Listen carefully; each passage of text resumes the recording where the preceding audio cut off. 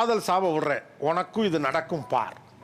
கியூட்டா செய்யத்தான் போறேன், நான் பார்க்கத்தான் போறேன். என்னது? இப்போ அவளுக்கு எனக்கு கொடை பிடிச்சத அவ சொன்னால, அவளுக்கு வந்து வெயிலுக்கோ மழைக்கோ எதுக்கோ ஒரு கொடை பிடிக்கும் போது அவ ஐயோ வேணாங்க அப்படின்னு சொல்றப்ப நான் என்ன பேச்சு பேசினேன், ரெக்கார்ட் இருக்கு என்கிட்ட, வந்துட்டு நீயா நான் நல்லங்கிறது போட்டு காமிக்கிறேன். அது ஒரு சாபம் இருக்கு. அதாவது அவளுக்கு வரப்போறவரும் அதெல்லாம் செய்யத்தான் போறான். நீ என்ஜாய் தான் பண்ண போற. என்ஜாய் தான் பண்ணுவான். ஆப்வியஸா அந்த என்ஜாய்மெண்ட் யாருக்கா இருந்தாலும் இருக்கும் அந்த ஸ்டேஜ்ல. அது ஒண்ணு. அதுக்கப்புறம் இந்த மேடையில வந்து கேயாட்டிக்கா இருக்கு அப்படின்னு சொன்னால, அப்ப தாலி கட்டும் போது அவன் மூஞ்சியை பார்த்துட்டு நீ என்னதான் பண்றங்கறத நான் பாக்க. ஓஹோ, எனக்கு நிறைய வேலை இருக்குன்னு தெரிஞ்சுக்கிட்டு வலுக்கட்டாயமா உங்களுக்கு அந்த கண் கலங்கள் கண்டிப்பா ஆப்வியஸா வரும் பொண்ணுங்களுக்கு. நான் சோஃபால உட்காந்து கொஞ்சம் போது கடுப்பாதுன்னு சொன்னேன்ல, உனக்கும் கல்யாணம் ஆகும், நீயும் சோஃபால உட்காந்து உன் பொண்டாட்டிய கொஞ்சம் அதை நான் பார்ப்பேன்.